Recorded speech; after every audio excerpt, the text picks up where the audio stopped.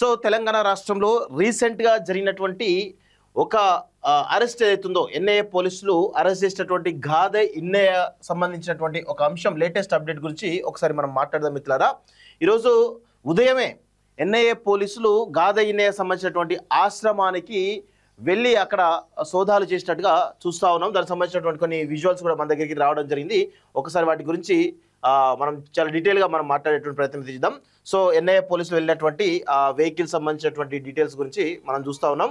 So ఎన్ఐఏకి సంబంధించినటువంటి ఎక్కడైతే ఆశ్రమం ఉందో జఫర్గఢ్లో ఉన్నటువంటి ఆశ్రమానికి వెళ్ళి అక్కడ పెద్ద ఎత్తున సోదాలు చేసినట్టుగా తెలుస్తూ ఉంది. సో ఇది ఎన్ఐఏ గారి ప్రజాదరణ ఆశ్రమం ఇది.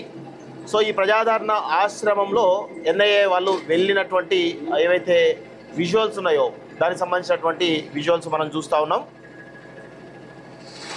దాదాపు 2 వెహికల్స్లో 10 మందికి పైగా పోలీసులు వచ్చి పెద్ద ఎత్తున సోదాలు చేసినట్టుగా చూస్తున్నాం. సో ఈ వెహికల్లో మరియు ఈ పోలీస్ వెహికల్లో వచ్చి కంప్లీట్గా సోదాలు చేసినట్టుగా తెలుస్తూ ఉంది.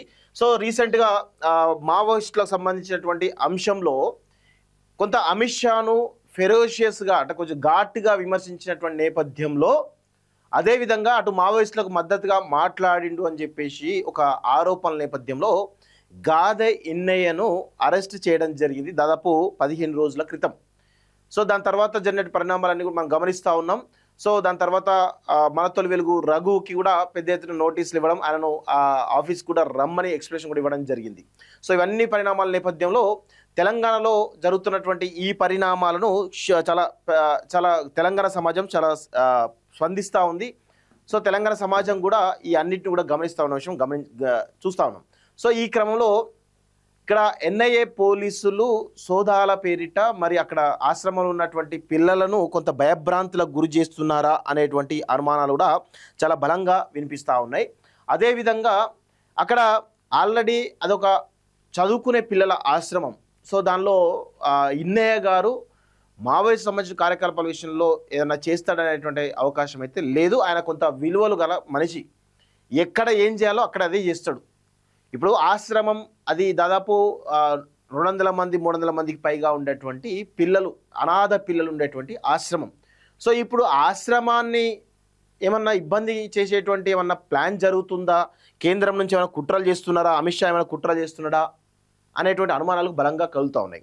సో అదేవిధంగా పిల్లలపైన కూడా కొంత వాళ్ళపైన ఒక మానసికంగా ఏమైనా ఇబ్బంది పెట్టేటువంటి ప్రయత్నం జరుగుతుందా, ఏం జరుగుతుంది ఏంటి అనేది తెలుసుకోవాల్సిన అవసరం అయితే ఉంది. సో కొంత తెలంగాణ ప్రజలు కూడా దీన్ని గమనించాల్సిన అవసరం అయితే ఉంది.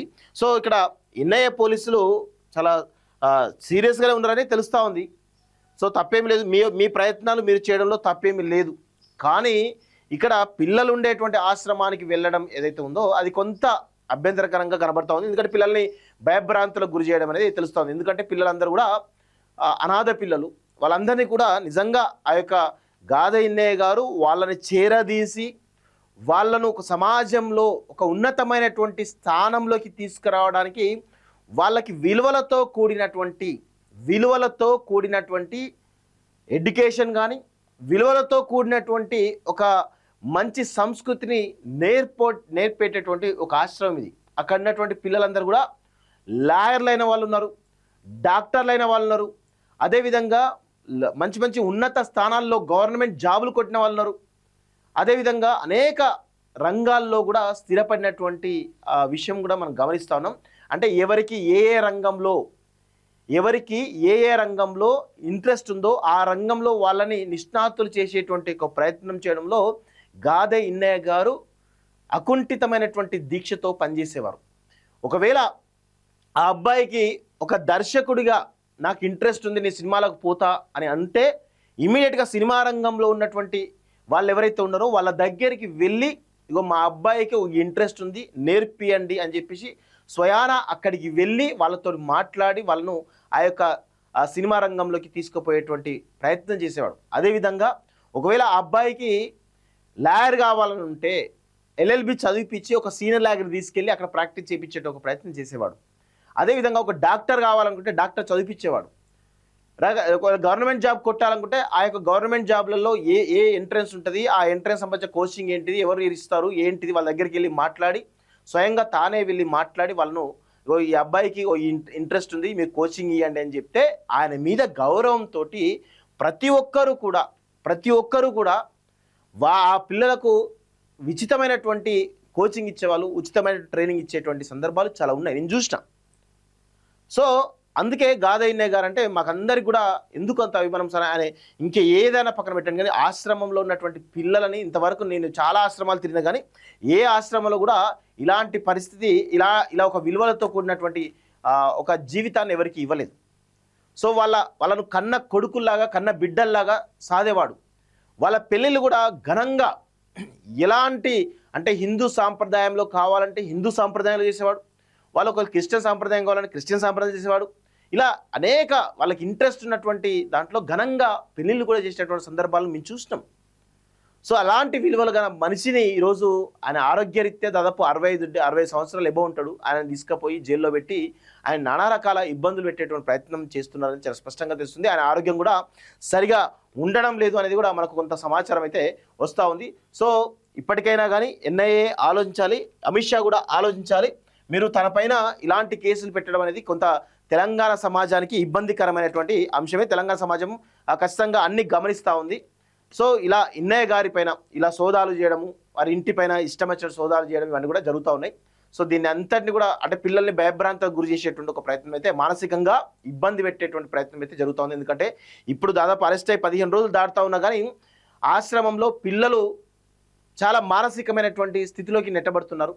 వాళ్ళు భయాందోళనలో కొంత ఆందోళనకరమైనటువంటి పరిస్థితిలో బిక్కు అంటూ ఉంటా ఉన్నారు. సో ఇది ఎంతవరకు సమంజసమో అమిత్ షా కానీ బీజేపీ వాళ్ళు కానీ ఆలోచించుకోవాలి. మీకు ఎలాగో పేద ప్రజలని అనాథాలను చేరదీసేటువంటి ప్రయత్నం మీరు ఎప్పుడు చేయరు. మీకు కావాల్సింది ఏంది? ఛత్తీస్గఢ్ అడవుల్లో ఉన్నటువంటి నిక్షేపాలు కావాలి, లక్షల కోట్ల రూపాయలు సంపాదించాలి, అధికారంలో ఉండాలి, అధికారం అనుభవించాలి, ఇంతే తప్ప డబ్బు సంపాదించాలి తప్ప ఇంకేం అవసరం లేదు కదా మీకు. ఈ దేశంలో మార్పు కావాలి, ఈ దేశం అభివృద్ధి చెందాలనేటువంటి దృక్పథం మీకు ఉండదు కదా. మీకు కావాల్సిందల్లా డబ్బు కావాలి, అధికారం కావాలి.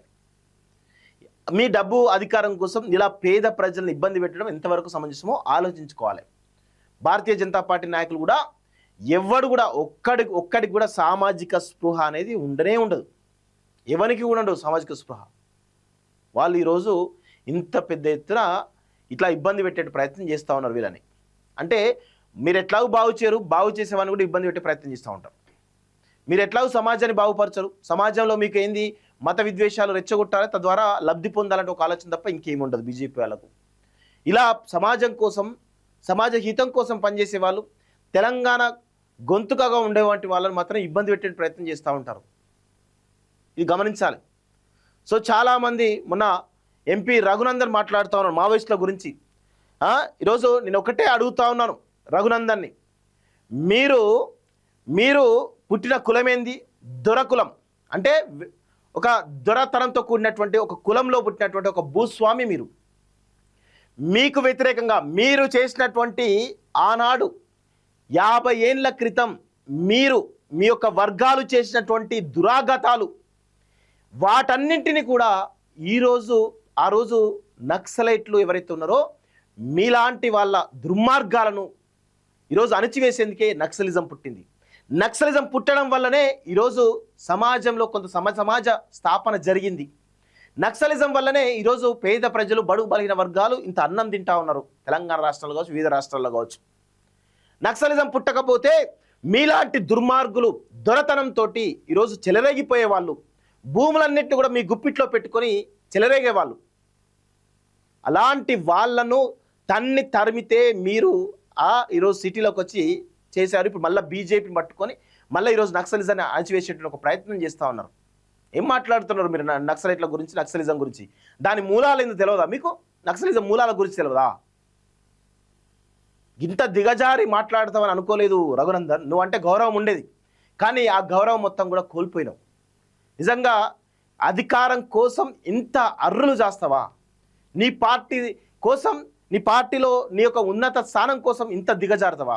మావోయిస్టుల పైన, మావోయిజం పైన ఇంత అవహేళనగా వ్యాఖ్యలు చేస్తావా? సిగ్గుపడు రఘునందన్.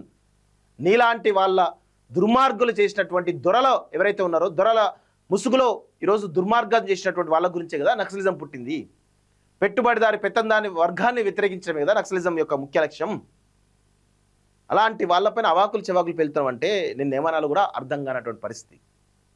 సిగ్గుపడు కొంచెమైనా, తప్పదు. ఖచ్చితంగా కాలం ప్రతి ఒక్కరికి కూడా సమాధానం చెప్తుంది. మీకు కూడా దగ్గరలోనే ఉంది, ఎక్కువ రోజులు ఏం లేదు. దగ్గరలోనే మీ యొక్క రాజకీయం కూడా ఏ విధంగా మట్టుబెట్టలో ఆ విధంగా ఖచ్చితంగా ఉంటుంది. అది గుర్తుపెట్టుకోండి. అది ఖచ్చితంగా తెలంగాణ సమాజం చూసుకుంటుంది. కేసీఆర్ ఇలానే విర్రవిగితే తీసుకుపోయి ఫామ్ హౌస్లో పండబెట్టిరు. మిమ్మల్ని కూడా త్వరలోనే అదే చేస్తారు. మీరు రాజకీయంలో ఉండి ఎంత దుర్మార్గాలు చేశారో అన్ని విషయాలు కూడా పబ్లిక్ డొమైన్లో ఉన్నాయి. మేం కాదు చెప్పేది, మీ పార్టీ వాళ్ళే చెప్తున్నారు మీ గురించి. అది గుర్తుపెట్టుకోండి. అలాంటి పార్టీలో ఉండి ఈరోజు మీరు నక్సలిట్లకు వ్యతిరేకంగా వాళ్ళని పైన అవహేళనగా మాట్లాడుతూ ఉంటే దయ్యాలు వేదాలు వల్లించినట్టుగా కనబడతా ఉంది. మీరు సామాజిక స్పృహతోటి ఉన్నారని అనుకున్నాం, కానీ మీరు సామాజిక స్పృహతోటి లేరు. మీరు ఒక దొరతనంతో, మీ యొక్క దొర అనేటువంటి ఒక అహంకారంతో మాట్లాడుతున్నట్టే కనబడతా ఉంది. అది వాస్తవమే. సో ఇది ఇన్నయ్య గారికి సంబంధించినటువంటి అంశం మిత్రులారా. సో దయచేసి తెలంగాణ ప్రజలకు తెలవాలి కాబట్టి నేను దాని గురించి మాట్లాడుతూ ఉన్నాను.